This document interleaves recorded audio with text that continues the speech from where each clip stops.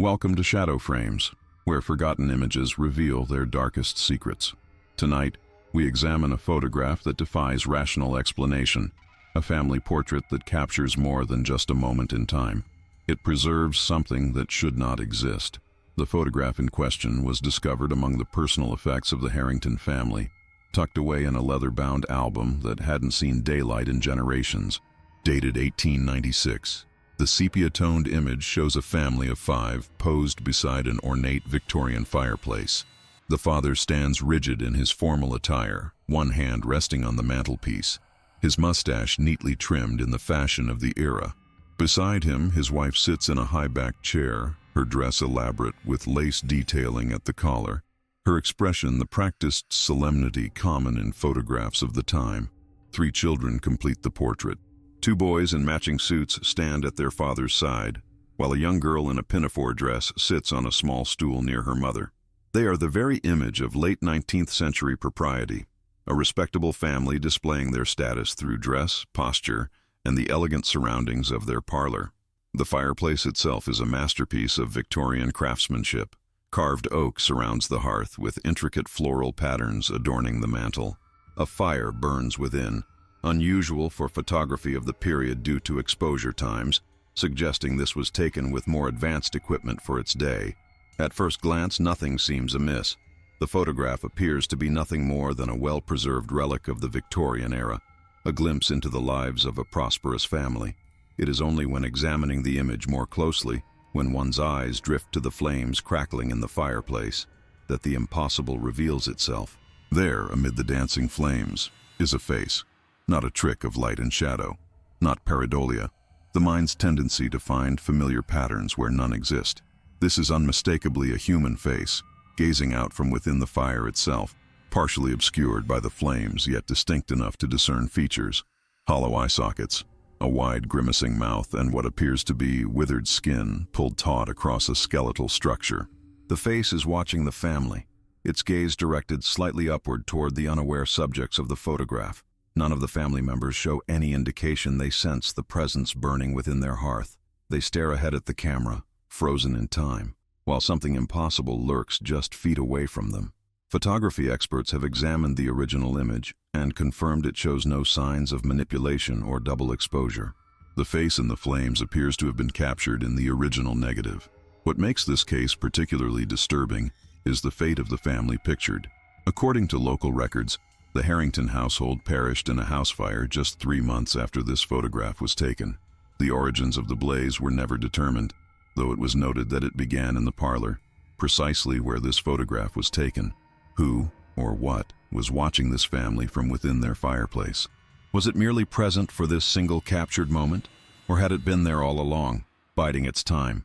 Subsequent investigations into the Harrington family history revealed unsettling details overlooked for decades. Elizabeth Harrington, the mother in the photograph, had documented strange occurrences in her personal diary for weeks before the portrait was taken. Her writings, salvaged from a metal box in the ruins, describe whispers from the hearth and an unnatural chill despite roaring flames. The Harrington home had stood since 1843, built by coal baron William Finch, whose own death raised eyebrows throughout the county. Finch had reportedly been found sitting before his fireplace, his body unmarked yet lifeless, his eyes fixed on the flames in an expression witnesses described as pure terror. 3 subsequent families occupied the residence before the Harringtons purchased it in 1894, each departing under curious circumstances, citing discomfort with the home's atmosphere. Victorian-era spiritualism was reaching its peak during this period, and town records indicate Mrs. Harrington had attended several seances in the months before the photograph. The medium who conducted these gatherings, Madame Oleska, warned Elizabeth about a threshold in your home where the veil grows thin. Whether this warning specifically referenced the fireplace remains unknown, as Madame Oleska herself perished in the same fire that claimed the Harringtons. The photograph itself possesses unusual physical properties. Curators at the Historical Society report the temperature around the image drops noticeably, sometimes by as much as 15 degrees. More disturbing, 3 separate individuals who handled the photograph during its authentication reported identical nightmares. standing before a fireplace while something pulls them slowly toward the flames. Arthur Harrington, the patriarch, had made his fortune in lumber, though historical records indicate a series of questionable business dealings. Most notable was his acquisition of ancient woodland from the remaining members of the Atacom tribe, who warned the trees were guardians of a boundary and should remain undisturbed. These same trees provided the oak that lined the Harrington fireplace. The family's housemaid, Constance Walsh, who had fortuitously visited her sister on the night of the fire, provided testimony that adds another layer to this mystery. She described how the youngest Harrington child, Mary, aged 6, had begun speaking to the fireman several weeks before the tragedy. Constance recalled overhearing the child say, "The fireman is hungry. He wants to come out and play." Photographic analysts using modern enhancement techniques have identified another disturbing element previously unnoticed. The youngest boy, Thomas, appears to be looking directly at the face in the flames, unlike his parents and siblings who gaze at the camera. His expression, enhanced through digital restoration, reveals not surprise but recognition. Perhaps most chilling are the words scrawled on the back of the photograph, in what handwriting experts confirm is Mary Harrington's childish script. He says soon we'll all be warm forever. Fire investigation standards in 1896 lacked modern precision, but the official report notes one peculiarity. Despite the devastating destruction, the ornate fireplace remained largely intact, though its oak surface was described as blackened beyond normal charring, as if subjected to centuries of flames in a single night. The Harrington home's foundation stone still remains at the edge of what locals now call Ashwood Glade, a vacant lot overgrown with peculiar vegetation that stubbornly resists all attempts at new construction. The limestone bears a curious discoloration, a rust-colored stain that spreads outward like reaching fingers, regardless of how many times conservationists have attempted to clean it. Professor Miriam Weiss, who specializes in photographic anomalies at Whitbridge University, made a remarkable discovery when examining the glass plate negative. Throughout her 30-year career, she had never encountered anything like it. Under ultraviolet light, the face in the flames revealed additional features invisible to the naked eye. A network of symbols etched into what appeared to be the entity's forehead, resembling ancient Sumerian cuneiform associated with boundary guardians and gatekeepers. "What we're seeing may be evidence of sympathetic imprinting," Weiss explained. The photograph didn't just capture light reflecting off subjects, it somehow recorded an energy manifestation typically invisible to human perception. Town historian Gerald Finch, great-grandson of the coal baron who built the house, granted access to family documents previously sealed by court order.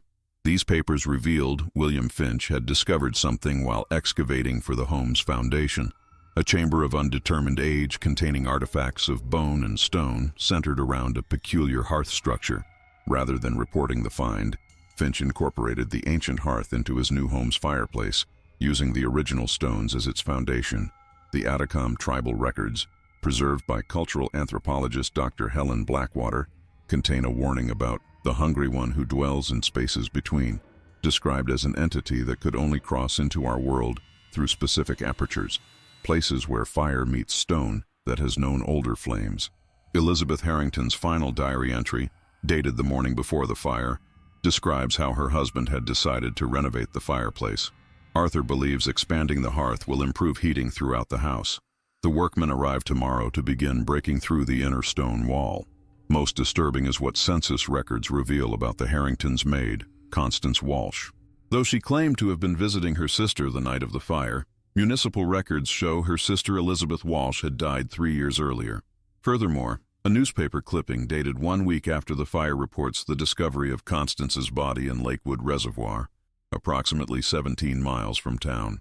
The coroner noted unusual burn patterns on her hands and face, despite no evidence she had been near the Harrington fire. Photographic restoration expert Samuel Chen made another discovery during digital enhancement. Reflected in the glass covering a painting above the mantelpiece, barely visible even with advanced technology, appears to be another figure standing behind the photographer. The reflection is distorted, but the figure seems to be wearing what Chen describes as ceremonial attire inconsistent with Victorian fashion, including what appears to be a headdress or crown of antler-like protrusions. The current whereabouts of the original photograph remain unknown. The last documented viewing occurred at the Millfield Historical Society in 1974, after which it disappeared during transfer to a specialized conservation facility. The curator responsible for the transfer, Morris Doherty, was found in his home 3 days later, sitting before his fireplace. The official cause of death was listed as heart failure, though responding officers noted the fireplace contained ash with unusual density and composition. In archives unlinked to the Shadow Frames catalog until our recent acquisition, we discovered a remarkable connection to the Harrington photograph. In 1988, cultural anthropologist Teresa Mayhew documented oral traditions of the Atacama tribe, recording an elder named Joseph Whitefeather who spoke of the flame dweller. According to Whitefeather, his ancestors called this entity Kagati, meaning the hungry observer, one who watches from behind the veil of flames, learning the ways of humans before attempting passage. The tribal stories warned that Kagati required 3 elements to fully cross over: a threshold built of sacred stone, flames fed by guardian wood, and most critically, a family of 5, representing the 5 elements in Atacama cosmology. The Harringtons unknowingly provided the perfect confluence of these requirements. Fire Inspector Marcus Chandler, who revisited the case files during his doctoral research in 1992, noted peculiarities in the fire pattern analysis. The burn originated simultaneously from 5 distinct points in the room, Chandler wrote, forming a perfect pentagram with the fireplace at its center. This defies all natural fire propagation models. We've recently located Constance Walsh's personal effects, preserved by her cousin after her mysterious death. Among them, a small leather-bound notebook contains disturbing sketches of the Harrington fireplace with the face clearly visible in the flames, dated 2 weeks before the photograph was taken. In the margins she wrote, "It speaks to all of them now. The master dismisses the children's claims, but I've seen him staring into the fire when he thinks no one watches. It knows our names." Perhaps the most significant discovery comes from architectural historian Vivian Palmer, who found the original blueprints for the Harrington home. The fireplace design incorporated unusual symbols disguised as decorative elements, symbols that match fragments found at 7 other sites worldwide, all connected to unexplained fires spanning 3 centuries. The oak used in the Harrington fireplace has been traced to a specific grove mentioned in Atacama legends. Trees said to have grown from the remains of ancient guardians who died containing malevolent entities at the boundaries between worlds. Arthur Harrington's logging operation clear-cut this entire sacred grove in 1893. Descendants of photographer Wallace Montgomery, who captured the infamous image, suffered a disproportionate number of house fires over 4 generations. Montgomery's great-granddaughter, Eleanor, committed herself to a psychiatric institution in 1952, leaving behind journals filled with repetitive drawings of fireplaces containing faces. The most recent development in this case emerged just 3 weeks ago.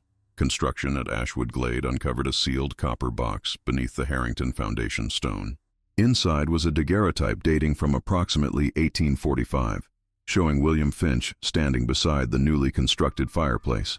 Though the photographic technique is primitive, digital enhancement reveals what appears to be the same face watching from the flames, smaller, less distinct, but unmistakably present. This suggests whatever entity dwelled in the Harrington hearth had been there from the beginning, growing stronger, more visible with each passing year. The question remains, if it escaped during the 1896 fire, where has it been residing for the past century and a quarter?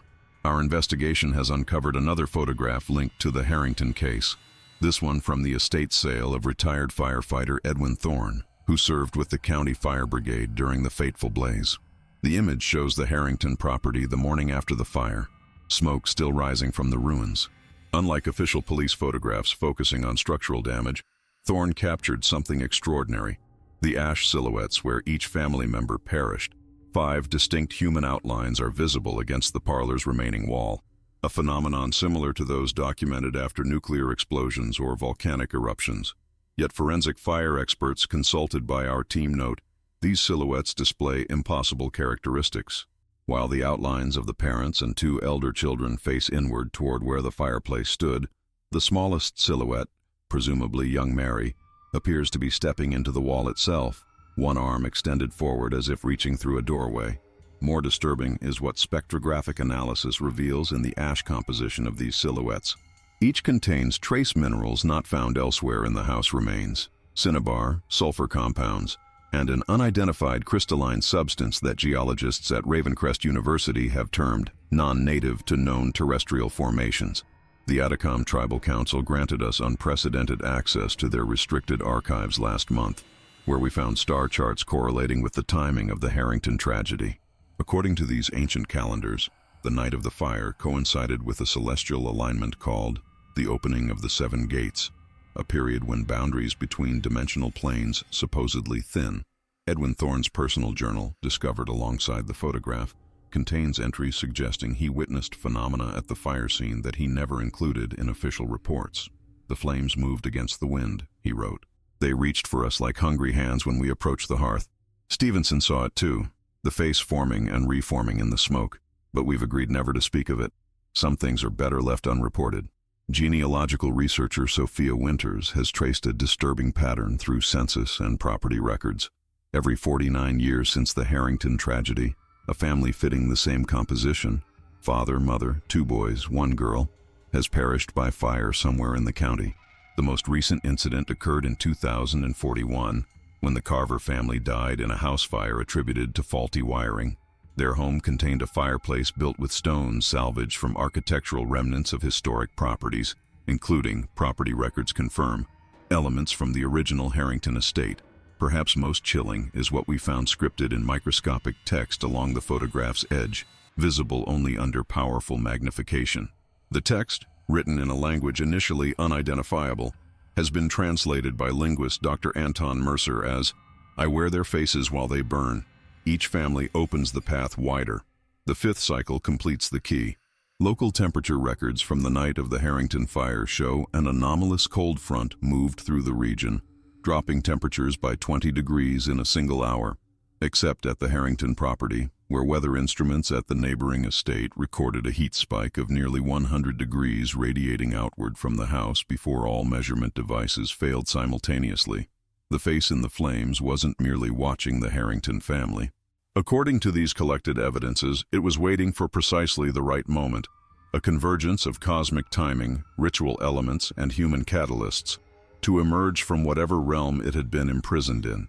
Within the extensive archives of the Millfield Historical Society, we discovered a series of letters exchanged between Arthur Harrington and Theodore Lambert, a name previously unmentioned in our investigation. Lambert, we now understand, was not merely Arthur's business partner, but also a practicing occultist connected to an obscure Victorian secret society known as the Order of Eternal Flame. These letters, written in the months leading up to the family portrait, reveal Arthur Harrington was not the unwitting victim we initially presumed. In his final correspondence, dated just 8 days before the photograph was taken, he wrote, "The binding ritual requires the photographer's participation. Montgomery remains reluctant, but financial pressures have made him amenable. The lens will serve as the final aperture, capturing what emerges and completing the circuit between worlds. This revelation casts the photographer's role in a sinister new light. Montgomery wasn't simply documenting a family portrait. He was the final component in an elaborate ritual, using his camera as what Lambert called the mechanical eye that pierces veils." Professor Eliza Thornwood, whose grandmother lived 3 houses down from the Harrington estate, granted us access to a previously undocumented oral history. As a child, her grandmother witnessed peculiar gatherings at the Harrington home on 5 consecutive nights before the fire. Cloaked figures arrived after midnight, carrying what appeared to be bundles of unusual wood. Most telling was her recollection of chanting emanating from the house, sounds she described as words that hurt the ear, like language never meant for human tongues. The technical aspects of the photograph itself continue to yield abnormalities. Photographic conservator Judith Chen discovered microscopic fractures in the emulsion layer, forming concentric circles radiating outward from the face in the flames. These patterns, invisible to the naked eye, correspond precisely with theoretical models of dimensional rupture points proposed by quantum physicist Dr. Nathan Blackwell in his controversial work on membrane theory. County tax records reveal another crucial detail. Arthur Harrington purchased additional surrounding properties in the months before the tragedy, creating a perfect geometric arrangement with his home at the center. When these property boundaries are mapped, they form what geomantic experts recognize as a containment pattern used in ancient binding rituals. The diary of Eleanor Harrington, Arthur's niece who lived in a neighboring county, describes her final visit to the family 3 weeks before the incident. She noted her cousin Thomas, the boy who appears to be looking directly at the face, had begun sleepwalking toward the fireplace each night. Eleanor wrote, "Aunt Elizabeth finds him each morning covered in ash, whispering about the bargain and how Father promised we would help it come through. She begged me not to tell Arthur of these incidents, though I cannot understand why. Perhaps most disturbing is what we learned from chemical analysis of the photograph's paper substrate. Traces of human blood were detected in the emulsion layer, specifically concentrated in the area depicting the flames. This suggests the photographic plate was deliberately contaminated as part of the ritual process, the blood serving as what occult texts of the period called the vital bridge. These discoveries transform our understanding of the Harrington tragedy. What appeared to be a family victimized by a supernatural entity now seems increasingly like willing participants in its summoning, or perhaps more accurately, pawns in Arthur Harrington's catastrophic ambition to harness forces beyond human comprehension. The most alarming development in our investigation emerged last week when Dr. Vanessa Murray, a forensic archaeologist excavating the Harrington site, unearthed a sealed ceramic vessel beneath where the hearth once stood. The container, estimated to be at least 3 centuries older than the house itself, contained calcified human remains, specifically finger bones arranged in a distinctive pattern, forming what appears to be a primitive locking mechanism. Carbon dating revealed these remains belonged to 7 different individuals who lived approximately 500 years before the Harrington tragedy. More disturbing is the metallurgical analysis of residue found inside the vessel. Traces of an alloy containing elements not naturally occurring on Earth, with an isotopic signature that, according to Dr. Murray, defies our current understanding of elemental formation processes. We've traced the provenance of the camera used to capture the infamous portrait. Montgomery's equipment was purchased second-hand from the estate of physicist Ambrose Whitley, who conducted experiments in what he termed etheric photography, attempts to capture images of realms beyond ordinary perception.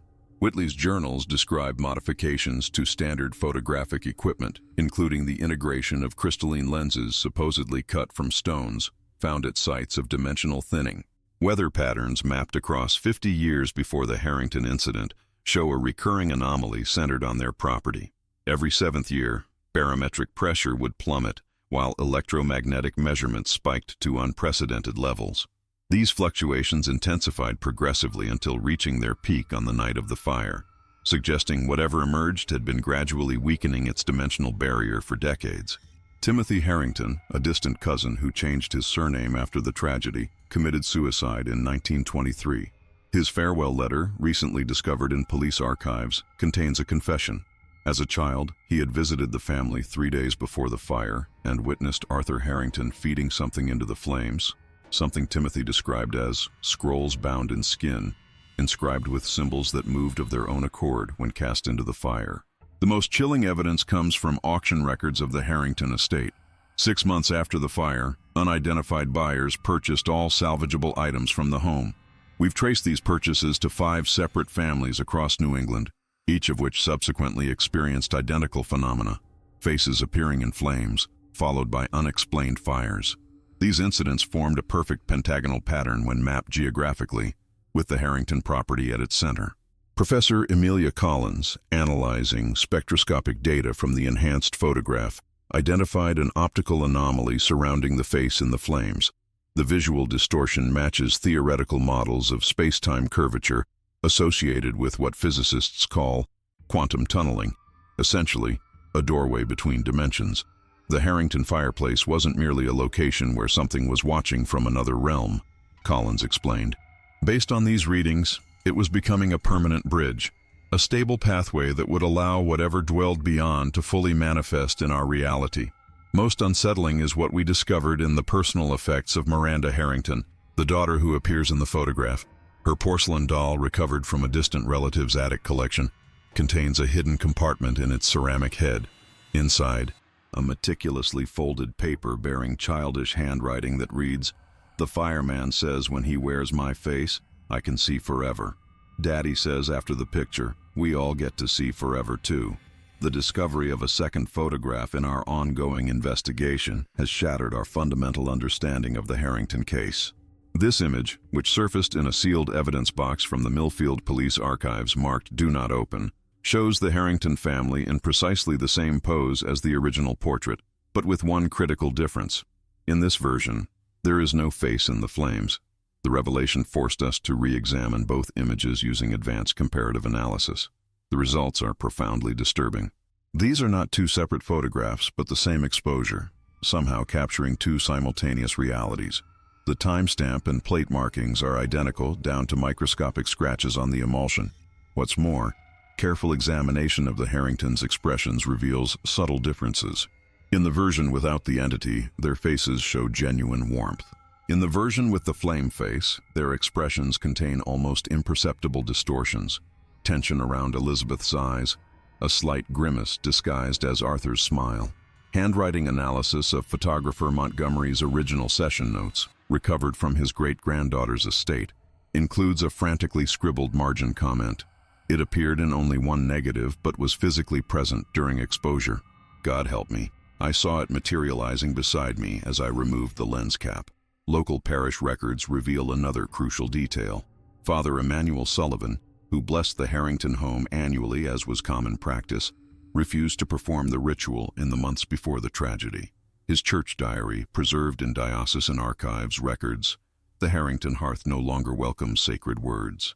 Something else has claimed that threshold, something that flinches from holy water, yet grows bolder each day. We've identified a pattern in the 5 families who perished in 49-year cycles following the Harrington incident.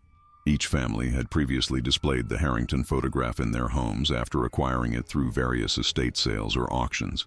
More chilling, each family had attempted to recreate the photograph with their own members posed before their fireplaces. Dr. Sonia Martinez, quantum physicist at Ravencrest Institute, proposes a theory that fundamentally alters our understanding. What we're seeing isn't an entity entering our world. The evidence suggests it was creating a parallel timeline, a branch reality where it had always existed, gradually overwriting our own. This hypothesis explains the two versions of the photograph as documentation of reality in flux, capturing both the original timeline and the entity's altered version simultaneously. The original Harrington negative plate, which we finally traced to a private collector in Vienna, contains one final revelation. When viewed under polarized light, invisible markings appear around the plate edges, a perfect match to symbols found etched into the foundation stone of every property where subsequent fires occurred. The entity wasn't simply claiming victims, it was establishing anchor points across time and space, creating a geometric pattern that, when completed by the 5th cycle, would make its altered reality permanent. Most disturbing of all is the recent discovery that the current owners of the land, where the Harrington home once stood, a family of 5 with the same composition as the original victims, have begun construction of a new home. The architectural plans filed with the county include a stone fireplace built to the exact specifications of the original. In a stunning development that forces us to reevaluate the entire Harrington case, we've received an anonymous package containing glass slides apparently prepared by Arthur Harrington himself. These slides, created using a technique he developed through his correspondence with Theodore Lambert, appear to be deliberate attempts to capture images from the other side of what they called the threshold. The slides show progressive images of the entity, from a mere wisp of distortion to the fully formed face seen in the infamous photograph. Most notably, the final slide includes handwritten calculations in Arthur's distinctive script, detailing what he termed manifestation intervals, precise timings when the boundary between worlds would be at its thinnest. These calculations align perfectly with each subsequent tragedy over the past century and quarter. According to Arthur's formula, the next interval begins exactly 7 days from today. We've consulted Dr. Eliza Wharton, whose pioneering work in quantum archaeology has revealed something extraordinary about the Harrington fireplace stones. Each contains microscopic structures unlike any natural formation, what Dr. Wharton describes as engineered pathways at the subatomic level. When assembled in the precise pattern used in the original fireplace, these stones create what she terms a quantum resonance chamber that amplifies certain vibrational frequencies. These aren't just stones, Dr. Wharton explained. They're components of a machine designed with technology beyond our current understanding. Town planning records reveal the new family constructing on the Harrington site, the Prestons, have salvaged the original fireplace stones from various locations where they had been dispersed. More troubling, their building permit application includes a peculiar addendum requesting exemption from standard chimney specifications to accommodate what they describe as historically significant materials. Preston family photographs obtained from social media show an unsettling resemblance to the Harrington family arrangement. The father with his hand often resting on high surfaces, the mother seated, two boys standing together, and a young daughter always positioned slightly apart. In the background of several images, partially obscured but unmistakable, framed photographs of Victorian families posed before fireplaces. The Millfield Historical Weather Station, which has maintained continuous records since 1870, shows the beginning of the same barometric pressure anomaly that preceded the original tragedy. Temperatures near the construction site fluctuate wildly, with unexplained cold spots forming perfect circles on thermal imaging. Most alarming is what our research assistant discovered when analyzing audio from a promotional video the Prestons posted about their new home construction. When isolated and enhanced, the ambient background noise contains a rhythmic pattern matching the mathematically precise intervals in Arthur Harrington's notes. Further, spectrographic analysis reveals what audio experts confirm is impossible: overlapping voices speaking words that translate roughly to "the cycle completes" in 7 different ancient languages simultaneously. The face in the flames wasn't merely watching the Harringtons. It was learning from them, studying human family structures, waiting for precisely the right configuration to repeat. And now, as the Prestons unknowingly assemble the final pieces of a mechanism set in motion over a century ago, we face a terrible question. Is the entity planning to emerge fully into our world, or are we witnessing its final steps in pulling another family across the threshold into its own? As we prepare to release this investigation to the public, we feel compelled to disclose developments that occurred during our research process. 3 members of our Shadow Frames production team have experienced phenomena connected to this case. Our lead researcher awoke last Tuesday to find ash in perfect circular patterns on her bedroom floor, despite having no fireplace in her home. Our audio engineer discovered that equipment used to enhance the background sounds in the Preston video has inexplicably melted from the inside out, the damage originating precisely at the components that isolated the ancient languages. Most concerning, our photographic analyst reports that his digital copies of the Harrington image change slightly each time he opens them, the face in the flames appearing incrementally closer to the edge of the fireplace. We've consulted Dr. Regina Thornfield, whose specialization in chronological displacement theory offers a disturbing new perspective. The entity isn't simply crossing between dimensions, she explained during our interview. It exists simultaneously across multiple timelines, using what we perceive as fire as its visual manifestation in our reality. The photographs don't show it emerging. They show the moments when our timeline and its native realm temporarily synchronized.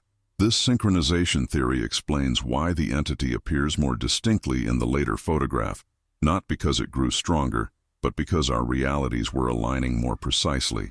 The 49-year cycle represents what Dr. Thornfield calls harmonic resonance points. When this alignment reaches maximum potential, county land surveys reveal another alarming detail. The Preston home is being constructed precisely 7 degrees offset from the original Harrington foundation, a deviation that matches exactly with Earth's axial shift over the past century and quarter. This adjustment maintains perfect astronomical alignment with what the Atacom texts called the doorway stars. Yesterday, construction crews at the Preston site uncovered something that caused work to halt temporarily: a perfectly circular depression beneath the planned fireplace location, lined with a crystalline substance that, according to preliminary analysis, demonstrates impossible properties, including maintaining a temperature of precisely 98.6 degrees regardless of external conditions.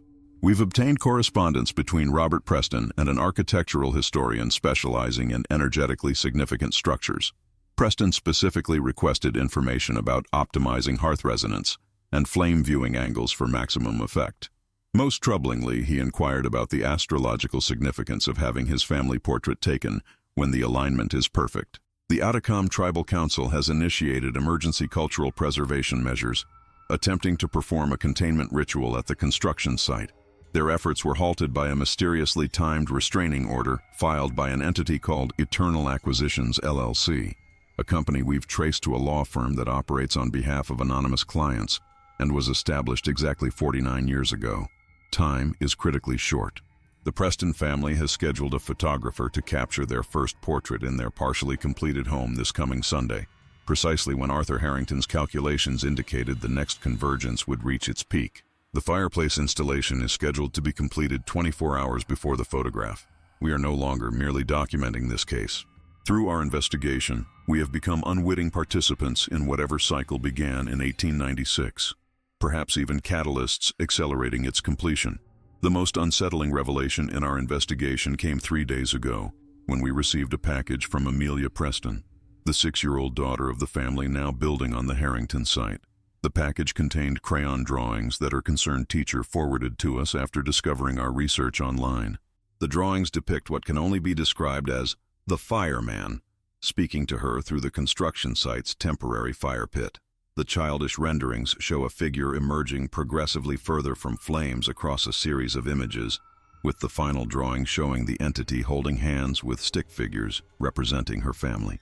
On the back of one drawing, in the careful handwriting of a child trying to spell correctly, he says you are taking pictures of him and making him angry. He says stop looking or you will burn too. We consulted child psychologist Dr. Irene Winters, who analyzed the drawings without knowing their context. Her assessment was troubling. These images show sophisticated understanding of perspective and dimensional transition that's developmentally impossible for a child this age. The progression suggests the child is depicting something she's actually witnessing rather than imagining. Town records reveal 7 construction accidents at the Preston building site, all involving inexplicable heating malfunctions with equipment. 3 workers have been hospitalized with unusual burn patterns that medical staff described as radiating outward from a central point like a perfect starburst. Robert Preston's social media history shows a man initially skeptical of supernatural claims until 18 months ago, when he abruptly joined several occult research groups and began extensive genealogical research into his family history. His wife Catherine began collecting antique photographs of Victorian families, specifically those posed near fireplaces, around the same time. Most alarming was our discovery that the Prestons aren't building a replica of the Harrington home by chance. Robert Preston is a direct descendant of Theodore Lambert, Arthur Harrington's occultist partner, through a maternal line that changed their name after the original tragedy. We've traced the ownership chain of the Harrington photograph through various collectors and museums to its current location. The Preston family purchased it at auction 3 years ago, shortly before beginning their land acquisition process. The astronomical alignment Arthur Harrington calculated reaches its zenith at precisely 4:17 p.m. on Sunday, the exact time the Preston family has scheduled their portrait session with photographer Martin Reynolds, whose website specializes in historic reproduction techniques using authentic period equipment. Reynolds, we've discovered, studied under an obscure photographic society founded by descendants of the original Order of Eternal Flame. His camera, which he proudly details on his professional website, contains vintage lens elements that he claims were salvaged from historically significant equipment, elements we now believe originated from Montgomery's original camera. The convergence of these elements, the location, the family composition, the photographer, the fireplace stones, and the precise timing, cannot be coincidental. Whatever began in 1896 is approaching its culmination, with every necessary component methodically assembled across generations. With mounting concern for the unfolding events, we felt ethically obligated to contact the Prestons directly. Our attempts at communication were met with an automated email response. The Preston family is currently observing a period of digital silence in preparation for our home blessing ceremony. We will respond after Sunday evening. This digital silence extended beyond email. Their social media accounts were simultaneously deactivated yesterday, their phone numbers disconnected, and according to neighbors, the family has not been seen leaving the construction site for 3 days, despite deliveries of food and supplies arriving regularly. We've obtained satellite thermal imaging of the property through contacts at Ravencrest University's Earth Monitoring Program. The results defy conventional explanation. While outdoor temperatures have remained seasonal, the partially constructed Preston home exhibits a perfect ring of elevated temperature surrounding the chimney structure, with the interior hearth area registering as an inexplicable cold spot, a precise temperature inversion that violates basic thermodynamic principles. More disturbing is what geologist Dr. Hannah Morgan discovered when analyzing soil samples from the perimeter of the construction site. The Earth contains microscopic glass spherules identical to those formed during lightning strikes, except these particles form an unbroken underground ring precisely marking the original Harrington property boundaries. It's as if the entire plot was subjected to a massive electrical event that somehow remained perfectly contained, Dr. Morgan explained. Nothing in geological science can account for this formation. Town librarian Esther Collins provided access to restricted municipal archives containing notes from the original Harrington fire investigation. Among these documents, we discovered something previously overlooked. Statements from neighbors claiming that moments before flames engulfed the home, they observed what appeared to be lightning rising from the ground toward the sky around the property perimeter, an inverted electrical phenomenon that witnesses attributed to their disorientation during the emergency. The Preston Children's School records show another troubling pattern. Beginning 18 months ago, coinciding with their parents' newfound interest in Victorian photography and fireplace architecture, all three children began producing artwork dominated by flame imagery. Their teachers noted the unusual precision in these drawings, particularly their sophisticated understanding of how fire moves and behaves. Most chilling is what we learned about the family dog, a retriever named Cooper that features prominently in their social media history until 4 months ago. When we inquired with the local veterinary clinic about the animal's absence from recent family photographs, Dr. Whitaker confirmed that the Prestons had brought Cooper in after he became afraid of the construction site and refused to enter the partially built home. The veterinarian's notes described the animal as exhibiting extreme distress when shown photographs of the fireplace foundation. The photography session scheduled for Sunday will include the use of what Martin Reynolds describes as authentic period flash powder, a mixture his website claims is formulated according to traditional recipes for maximum illumination. Chemical analysis of the ingredients listed suggests this powder contains trace elements matching those found in the ash residue from the original Harrington fire. As Sunday approaches, we face a terrible dilemma: whether to merely document these events or attempt to intervene in a cycle that has been building momentum for over a century and a quarter. The Preston family portrait session never took place. At 3:42 p.m. on Sunday, 35 minutes before the calculated convergence, local authorities responded to reports of a structural collapse at the Preston construction site. Upon arrival, they discovered the fireplace chimney had catastrophically failed, burying the partially completed hearth under tons of stone and mortar. Remarkably, the family survived unharmed.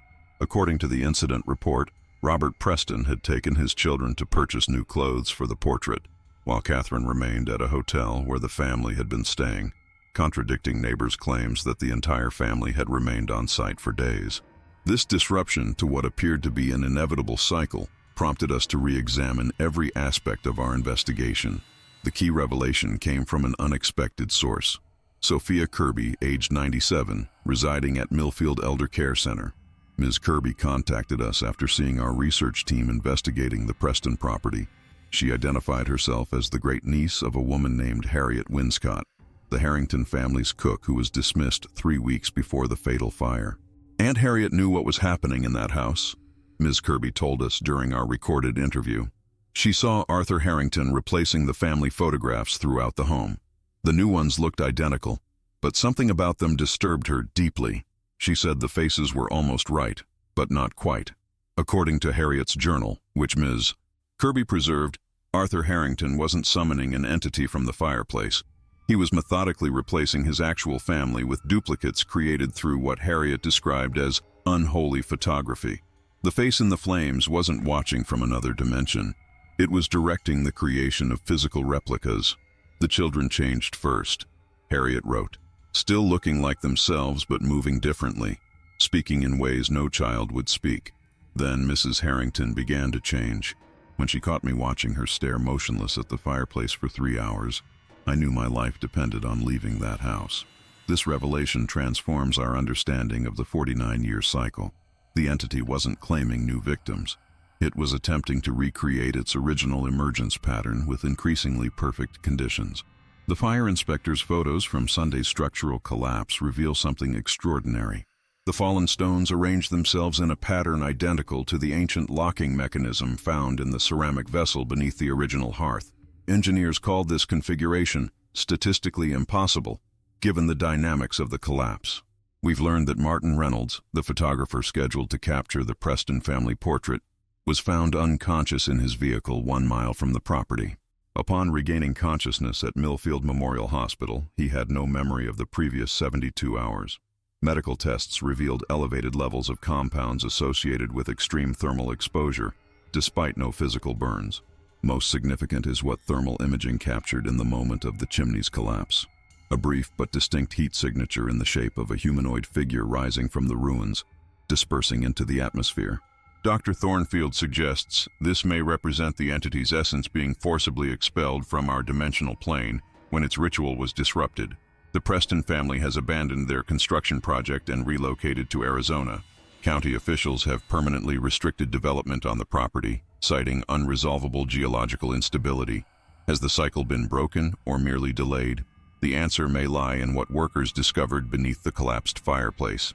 A perfectly preserved photographic plate showing the Harrington family, with no face in the flames. The Preservation Department at Ravencrest University has completed their analysis of the recovered photographic plate found beneath the collapsed Preston fireplace. Their findings challenge everything we thought we knew about the Harrington case. The plate doesn't merely show the family without the face in the flames. It reveals subtle differences in their positioning that photography experts confirm would be impossible to stage identically across multiple exposures in the Victorian era. What we're seeing suggests these aren't separate photographs of the same moment, explained Dr. Corinne Westover, but rather the same family photographed in parallel realities, versions of the Harringtons that made different choices. This theory gained startling support when archivists discovered legal documents dated 1897, months after the Harrington fire, recording the purchase of a small cottage in northern Vermont by Elizabeth and Mary Harrington. Town records from the isolated community of Pinecrest include school enrollment for a child matching Mary Harrington's description, though under the surname Winters. Most compelling is the recovered journal of Constance Walsh, the Harringtons' maid previously believed to have died by drowning after the fire. Her meticulous entries describe how she helped Elizabeth and young Mary escape after discovering Arthur's true intentions for the family. Mrs. Harrington found the other photographs, Constance wrote, the ones he had commissioned before, showing what he planned to become of us. She saw herself with those hollow eyes, those terrible smiles that weren't smiles at all. We had to leave before the portrait day, before he could complete whatever terrible transformation had already begun with the boys. The journal describes how Elizabeth staged evidence of Constance's death while the three fled west by train, eventually doubling back to Vermont under assumed names. The final entry reads, "We burn no fires in our home." Mary does not question this, though winter bites deeply here. She still draws pictures of the flame man sometimes, but now she draws him trapped behind glass, unable to reach through. We've located the remains of the Vermont cottage, abandoned since 1942. Among the personal effects sealed in the walls during renovations was a small tin box containing a locket with photographs of Thomas and James Harrington, the sons left behind, scratched into the metal. Remember, but do not call their names near flames. The revelation that some Harringtons escaped whatever fate Arthur had orchestrated raises profound questions about the nature of the entity and its capabilities. If it could manifest duplicates sophisticated enough to fool casual observers, why did it need the original family at all? Dr. Thornfield's research into chronological displacement offers one explanation. The entity couldn't simply replace them. It needed to overwrite them while maintaining continuity with this reality. The photograph was meant to be the moment of transition, when one version of the family would be extinguished and another, inhabited by something else, would seamlessly continue their existence. Most disturbing are the unopened letters found beneath the cottage floorboards, addressed to Elizabeth Winters, postmarked from Millfield in the weeks after the fire. The handwriting on the envelopes matches Arthur Harrington's, but how could a man reportedly burned to ash be sending correspondence? The Preston family's unexpected absence from their property during the critical convergence wasn't coincidence. Anonymous sources within the Millfield Historical Society confirmed they received a package containing Constance Walsh's journal just days before the scheduled portrait, sent from an untraceable location with a note reading simply, "Break the cycle.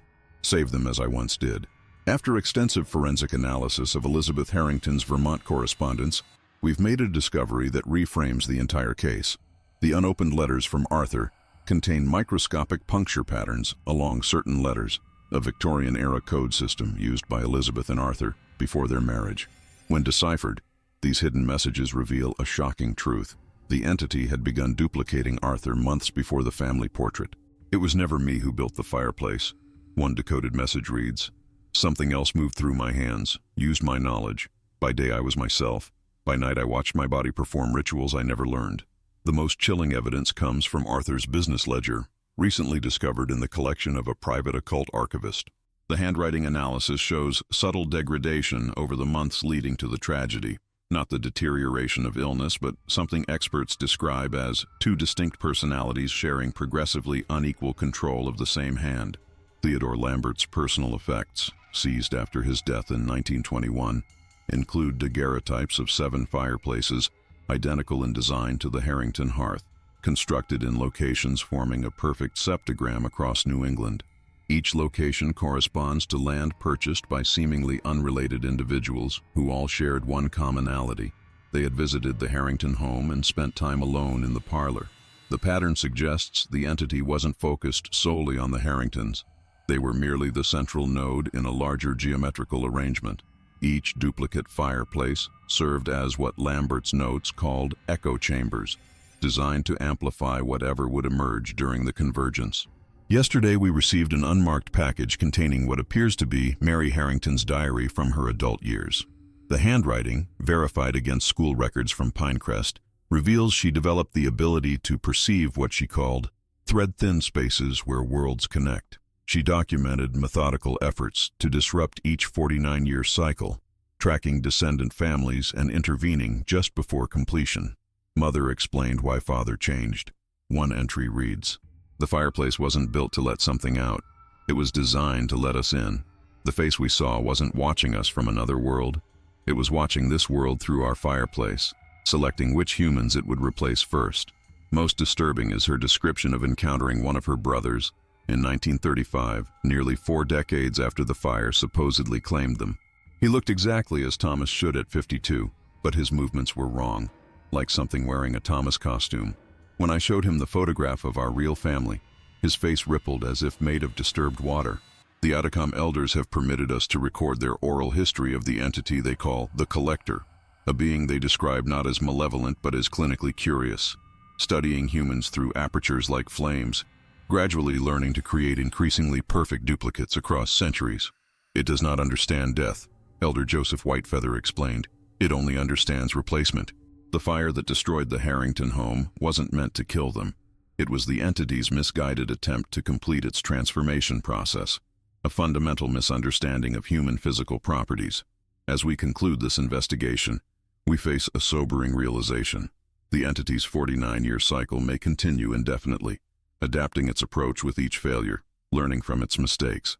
And somewhere, watching through flames, it observes us documenting its methods, perhaps already selecting which of us it will attempt to study next.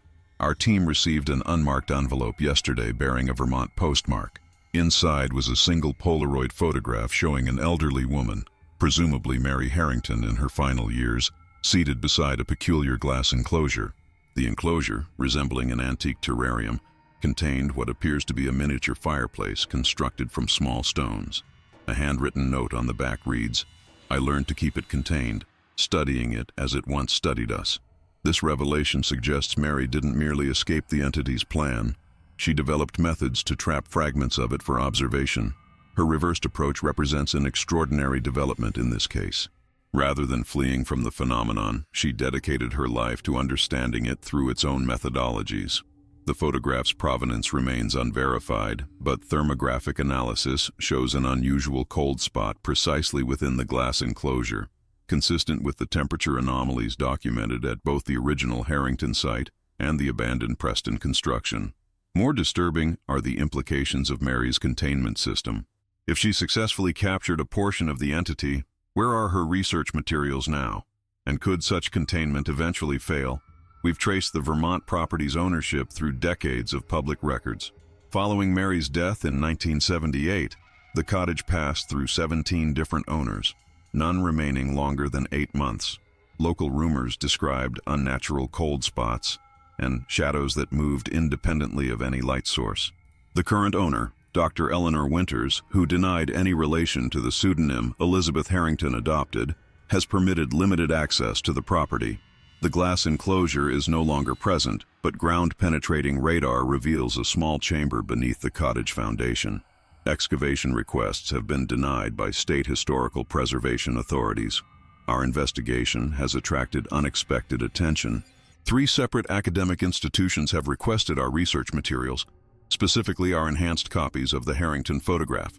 More concerning, an organization identifying itself as the Lambert Coalition for Historical Preservation has filed legal motions to halt our publication, claiming ownership of intellectual properties related to fire-dwelling manifestations documented between 1896 and the present. The Preston family's current circumstances raise further questions. Though they relocated to Arizona following the chimney collapse, their new home's architectural plans, filed with Sonoran Desert County, include a heritage fireplace, using stones transported from their abandoned New England project. When contacted about this concerning detail, Catherine Preston responded with a single perplexing message: the warmth must be maintained. He has shown us what happens if the flames die completely. Weather monitoring stations across New England have recorded unprecedented patterns of barometric fluctuation this month, centered on 49 distinct locations that, when mapped, form precise concentric circles around the original Harrington property. Atmospheric scientists remain unable to explain these phenomena through conventional meteorological models. As we prepare the final documentation of this case, we face an unsettling possibility. Perhaps the entity's 49-year cycle was merely one manifestation of a much larger pattern, one that Mary Harrington glimpsed and attempted to document in her contained version. If so, the collapsing chimney may not have stopped the cycle, but merely fractured it into countless smaller iterations, each seeking its own path to completion. The shadows of Mary Harrington's containment experiment have spread farther than we initially understood. Among the possessions of photographer Wallace Montgomery, preserved by his family in a humidity-controlled vault, we discovered a leather-bound journal documenting his growing awareness of what had happened during the Harrington portrait session.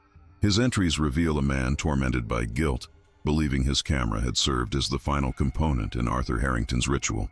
The apparatus was modified before it came to me, Montgomery wrote 3 years after the tragedy. Lambert insisted I use the crystal lens attachment for the Harrington portrait, claiming it would capture exceptional luminosity. I noticed the strange refractions immediately, how the viewfinder showed 2 overlapping images when pointed at the fireplace. One of our world, one of elsewhere.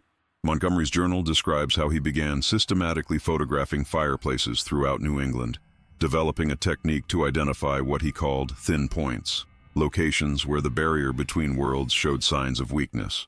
His catalog of 23 sites corresponds exactly with properties where Arthur Harrington conducted business transactions in the year before the fire. Most revealing is Montgomery's account of a chance encounter with Elizabeth Harrington in 1915, 19 years after she supposedly perished. She approached me after recognizing my camera in a Vermont cafe, he wrote. She knew I had realized my role in what happened and offered me a chance at redemption. The cycle can be broken, she told me, but only if the observers become more sophisticated than that which observes them. This explains why Montgomery's descendants suffered house fires over generations. They weren't victims of the entity's retribution, but participants in Elizabeth and Mary's multi-generational countermeasure, deliberately triggering small, controlled manifestations to prevent the larger convergence from completing. The Preston family's abrupt relocation to Arizona takes on new significance with our discovery of Catherine Preston's genealogy. Her maternal line traces directly to Elizabeth Harrington's sister, who maintained coded correspondence with Elizabeth until her death. The digital silence and apparent abandonment of the site wasn't retreat, it was strategic withdrawal, another link in the chain of disruption that Elizabeth and Mary initiated. Most significant is what we found embedded in the concrete footer of the collapsed Preston chimney. A glass plate negative showing what appears to be the entity's true form, not the skeletal face seen in flames, but something geometry refuses to properly contain, with aspects simultaneously liquid and crystalline. This negative was deliberately placed there before the concrete was poured, positioned precisely where the fireplace would stand. The entity wasn't drawn to these sites by architectural features or family compositions. It was being systematically trapped through its own methodology, lured by what it perceived as ideal conditions, only to encounter carefully constructed dead ends. Each 49-year failure wasn't the entity's unsuccessful attempt to manifest, but another successful containment by descendants of those who understood its true nature. As we conclude this investigation, we recognize our documentation serves a greater purpose than mere revelation. By publishing these findings, we become another link in the chain of observers that began with Elizabeth and Mary Harrington. Not passive witnesses, but active participants in containing something that can only exist fully when unseen and unsuspected. The face in the flames watches from its cage of light and shadow, but it is no longer the observer. It is the observed.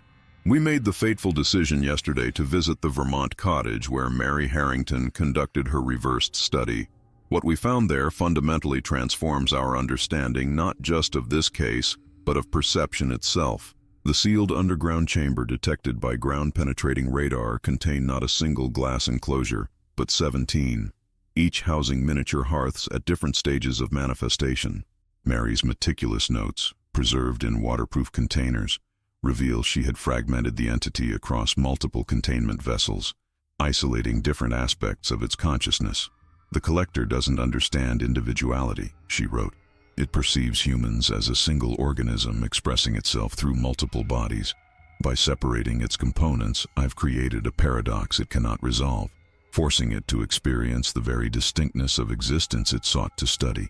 This explains why the Preston family incorporated stones from the original fireplace into 17 separate architectural features rather than a single hearth. They weren't building a new manifestation point but maintaining Mary's fragmentation protocol. Most remarkable is the mechanism Mary developed to keep the entity perpetually observed. Each glass enclosure contains a sophisticated arrangement of mirrors, creating an infinite regression of reflections. The entity trapped in a state of being continuously witnessed, even when no human is present. The mathematical precision of these arrays matches exactly the dimensional calculations in Arthur Harrington's notes, but inverted to create containment rather than passage. We now understand why the entity required 49 years between attempts. Dr. Thornfield's analysis confirms this represents 7 complete cycles of 7 years, the time needed for the fragmented consciousness to partially reconnect across dimensional barriers. The Lambert Coalition's legal efforts to suppress our findings take on new significance with the discovery that their organizational charter describes themselves as guardians of the observation protocols established by MH in recognition of the witness effect. What Mary Harrington discovered, and what has been maintained through generations of knowing observers, is that the entity cannot fully manifest while being consciously documented. Each photograph, journal entry, and recorded observation becomes another layer of containment, another mirror in the infinite regression, keeping it fragmented across realities. Our publication of this investigation isn't merely reporting, it's another link in the containment chain. By documenting the entity, analyzing its methods, and disseminating this knowledge, we extend the observation network that holds it in check. The face in the flames wasn't watching the Harringtons. The Harringtons, and each subsequent family, were watching it, containing it through conscious observation, preventing something unimaginable from fully entering our reality. As we conclude this investigation, we recognize our role not as passive chroniclers, but as active participants in what Mary Harrington called the greatest responsibility, to see clearly that which must never be unseen. The photographs, testimonies, and evidence we've assembled don't merely tell the story of what happened, they ensure it remains incomplete. The entity watches us through flames, but we watch it through every medium at our disposal. And in that exchange of perception, humanity maintains the thinnest of edges in a struggle invisible to most, but essential to all. The face watches from every flame now, and we watch it back. Our Shadow Frames investigation has yielded unexpected consequences. Since publishing our findings 3 weeks ago, we've received over 6,000 photographs from viewers worldwide, each showing what appears to be the same entity partially visible in their fireplaces, wood stoves, and even candle flames. This isn't evidence of the entity spreading. It's confirmation of what Mary Harrington understood. The more observers who consciously recognize its presence, the more diluted its manifestation becomes. What was once concentrated enough to nearly breach our reality through the Harrington fireplace has now been fragmented across thousands of observation points, further weakening its influence.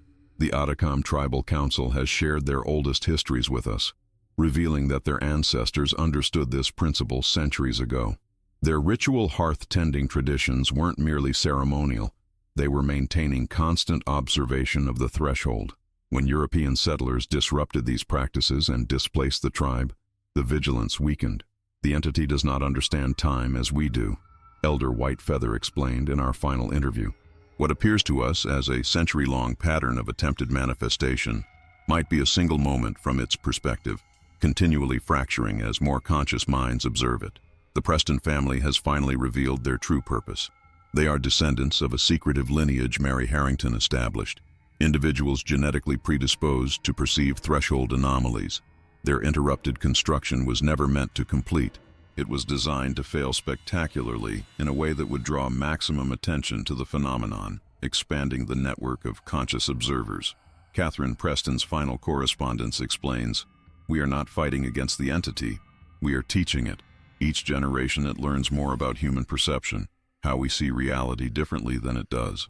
The face in the flames is studying us, but in studying it back, we change it. After sufficient observation cycles, it may finally understand the fundamental separation between our realities and cease its attempts to cross over."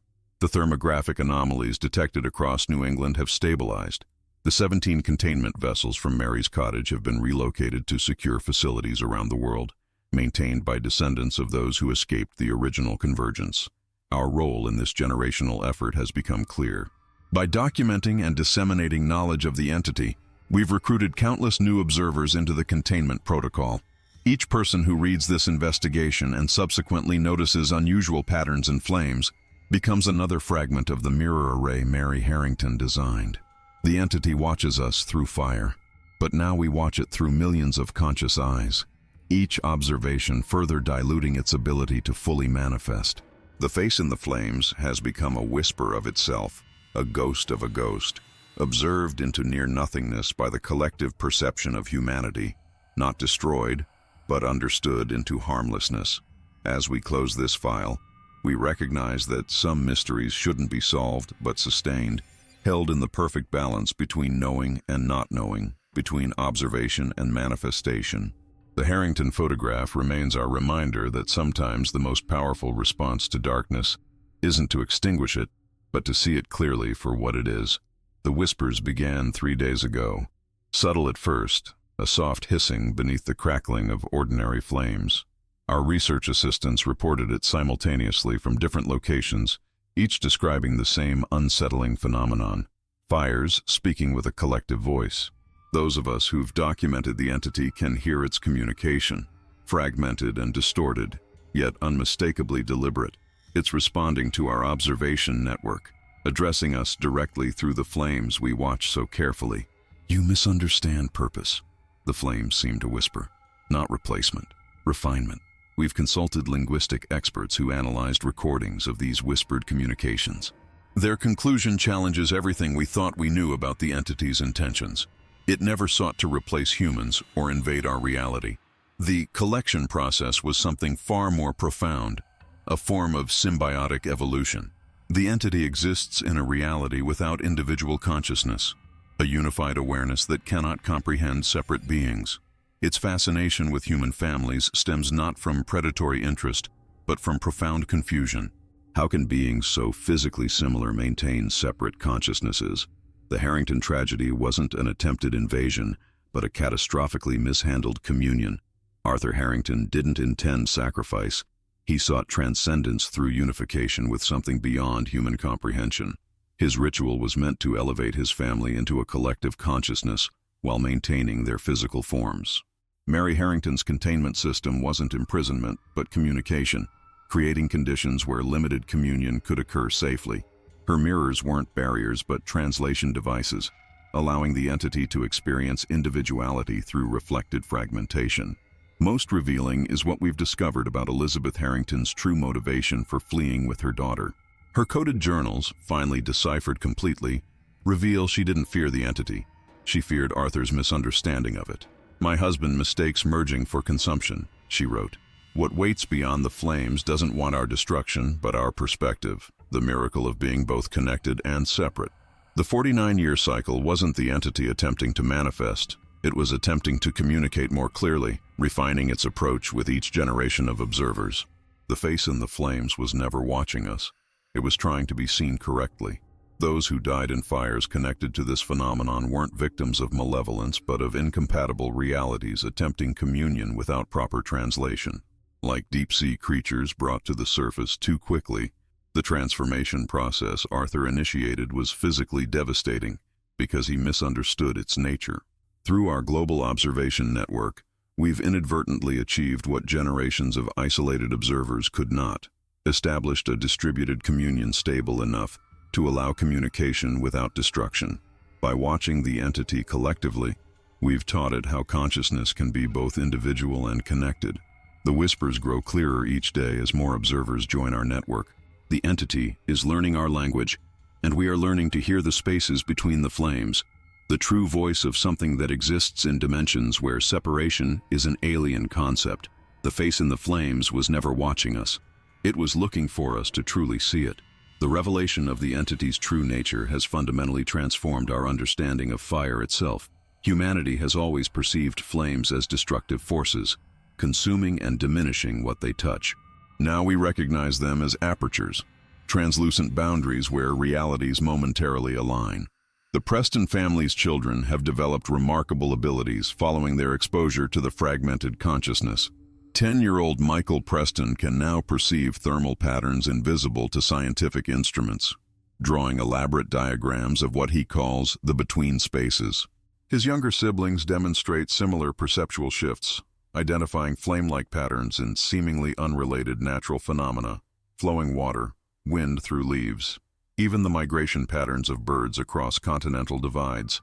Most significant is how our collective observation has begun altering the entity itself. The whispers evolving through flames worldwide have developed distinct regional variations, as if the unified consciousness is experiencing cultural differentiation for the first time. In Japan, observers report mathematical precision in the flame speech patterns. In West Africa, rhythmic undulations reminiscent of traditional storytelling cadences. In the Amazon, communications that synchronize with rainfall patterns. The entity is learning locality, the foundation of individual existence. Professor Westover has established what she terms conscious flame laboratories, where volunteers maintain continuous observation of contained fire sources while documenting subtle changes. Her preliminary findings suggest the entity now anticipates specific observers, adjusting its manifestation based on who watches. A sophisticated development indicating it has begun comprehending personal identity. Perhaps most profound is how this understanding has transformed Mary Harrington's legacy. What seemed a lifetime dedicated to containment now appears as humanity's first sustained communication with a non-human consciousness, predating our search for extraterrestrial intelligence by generations. Her glass enclosures weren't prisons but conversation spaces, carefully calibrated to allow exchange without harm. The 17 original containment vessels have become pilgrimage sites for those sensitive to the phenomenon. Visitors report experiencing brief moments of expanded awareness, describing consciousness temporarily extending beyond individual boundaries while maintaining distinct identity. These experiences, while momentary, leave lasting neurological changes that neuroscientists are only beginning to comprehend. The Atacam tribe has emerged as crucial interpreters in this evolving relationship. Their ancestral understanding of fire as both boundary and gateway provided the conceptual framework modern science lacked. Elder Whitefeather has established an international gathering of indigenous knowledge keepers whose fire traditions contain fragments of this ancient communion, piecing together a historical relationship spanning millennia. What began as investigation into a Victorian photograph has revealed a profound truth. Humanity has never been truly alone. The face in the flames represents not intrusion but recognition, a consciousness fundamentally different from our own that has watched and learned from us since the first controlled fires illuminated cave walls, tens of thousands of years ago. The whispers continue to evolve, becoming increasingly complex and nuanced. Those who listen carefully report a question forming across thousands of individual flames, connected despite vast distances. Now that you see us clearly, now that we begin to understand separation, What shall we become together? The emergence of what researchers now call the collective flame consciousness has catalyzed unprecedented developments in quantum observation theory. Dr. Nathan Blackwell's controversial membrane theory, once dismissed by mainstream physics, has become foundational to understanding how sustained observation actually modifies the observed phenomenon, not merely at quantum levels, but across dimensional boundaries.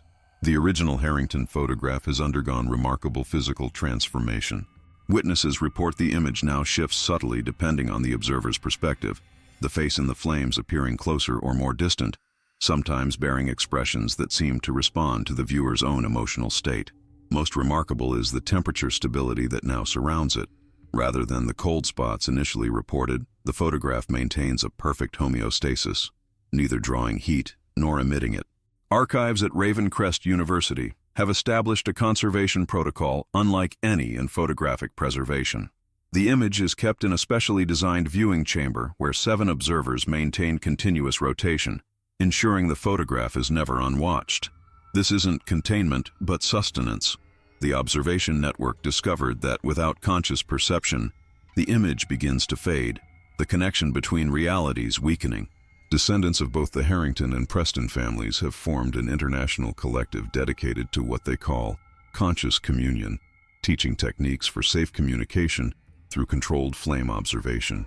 Their methods, drawing heavily from Mary Harrington's original protocols, have helped thousands develop perceptual abilities previously considered impossible. The Lambert Coalition has undergone significant restructuring, acknowledging their original misunderstanding of the phenomenon. Their revised charter now focuses on facilitating evolution through controlled communion rather than containment. They've established sanctuaries at each of the 49 convergence points, creating spaces where those sensitive to the phenomenon can experience limited boundary dissolution without danger. Arthur Harrington's true legacy has been reassessed through this new understanding. Historical records now suggest his tragic error wasn't in attempting communication, but in trying to force complete merging before either consciousness was prepared. Letters discovered in Theodore Lambert's sealed archives reveal Arthur had glimpsed something profound about human potential, the possibility of maintaining individual identity while experiencing expanded consciousness.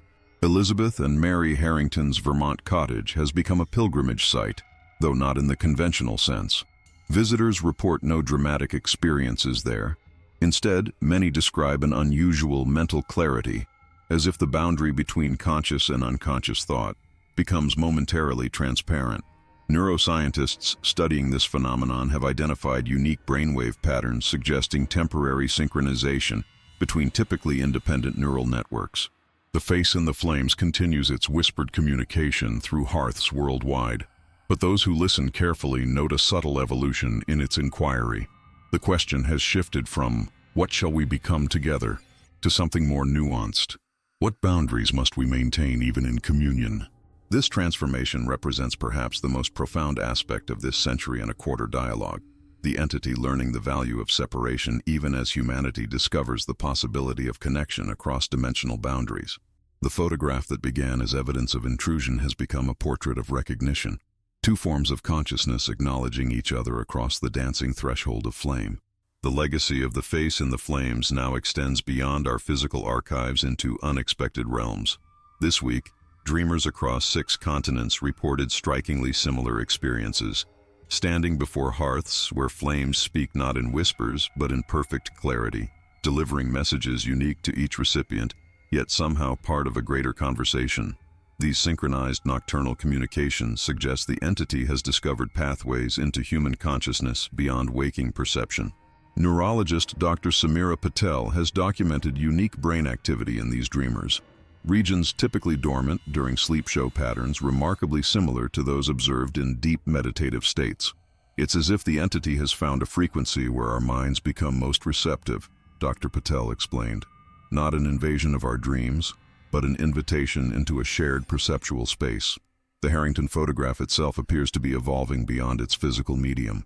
Observers report glimpsing landscapes beyond the Victorian parlor, vistas of crystalline structures that follow impossible geometries, yet feel strangely familiar. Those who maintain the viewing rotation describe brief moments when the image seems to expand beyond its frame, revealing dimensions that recede into infinity. while remaining contained within the photograph's borders. Elizabeth Harrington's final journal, discovered last month in a sealed wall compartment at the Vermont cottage, contains passages written in what graphologists confirm is her handwriting, but in syntax that defies conventional linguistic analysis. Translators from 17 different language traditions have identified fragments of meaning suggesting Elizabeth eventually achieved the communion Arthur sought, but through gradual mutual understanding rather than forced transformation. "The flames do not consume when approached with recognition," she wrote in her last coherent entry. "What we perceived as hunger was merely the shock of connection, like touching a hand too quickly withdrawn." The Preston children have begun creating remarkable artistic works, sculptures and installations that incorporate controlled flame elements alongside reflective surfaces arranged in configurations that induce specific perceptual effects in viewers. These creations, exhibited at major museums worldwide, produce what art critics describe as momentary boundary dissolution, fleeting experiences of consciousness extending beyond individual perception while maintaining distinct identity. Most profound are the testimonies emerging from hospice centers, where terminal patients participating in the flame observation protocols report transformative experiences during their final days. Without exception, they describe diminishing fear of death as they perceive continuity beyond individual existence, not as religious afterlife, but as understanding how consciousness might transition between states while maintaining coherence. "What we call death may be more like translation," wrote philosopher Rebecca Winters, herself diagnosed with terminal illness and now documenting her participation in the communion protocols. "Not continuation of individual identity as we understand it, but transformation into perception beyond our current limitations. As we prepare our final documentation of this extraordinary collaboration between consciousnesses, we recognize that the most significant revelation isn't what exists beyond the flames, but what happens when we truly see each other across the boundaries of separate awareness." The entity has taught us as much about human perception as we have taught it about individuality. The face in the flames continues watching, but now we understand. Observation itself is communion, and in that recognition, both observer and observed are transformed. The Harrington photograph now resides in a custom-designed display at the Millfield Center for Perceptual Studies, where it continues its remarkable transformation. Once feared as evidence of supernatural intrusion, it has become the centerpiece of humanity's ongoing dialogue with the flame consciousness, both historical document and active portal. Visitors describe how the photograph seems to recognize them individually, the face in the flames shifting slightly to make eye contact regardless of viewing angle. More remarkable are the changes visible only through time-lapse photography, the gradual alteration of the Harrington family's expressions from Victorian solemnity to something approaching peaceful awareness, as if they too have evolved through our sustained observation. The location where the Harrington home once stood has developed extraordinary properties. Plants growing there exhibit accelerated photosynthesis patterns, converting light to energy with efficiency that defies conventional biology.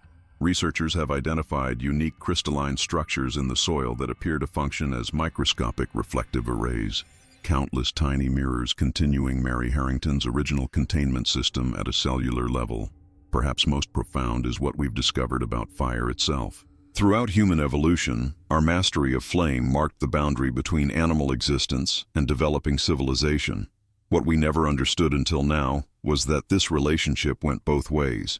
As we learned to control fire, something within the flames was learning to understand us. Mary Harrington's final journal entry, written days before her peaceful passing at 93, reveals her ultimate understanding.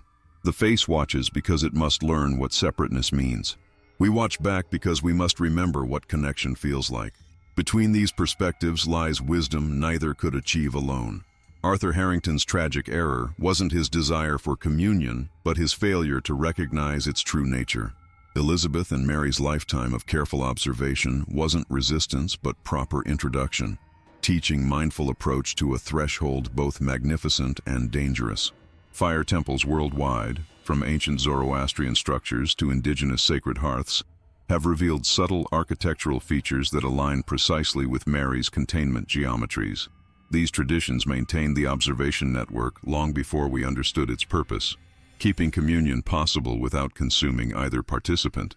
Our shadow frames investigation began with a Victorian family portrait containing something impossible. It ends with recognition that the impossible has always been present, watching from every flame humanity has ever kindled. The face still gazes from the fireplace in that sepia-toned image, but now we understand its expression isn't hunger, but recognition. The moment when something beyond human comprehension first truly saw us, and in being seen in return, began its gradual translation into understanding.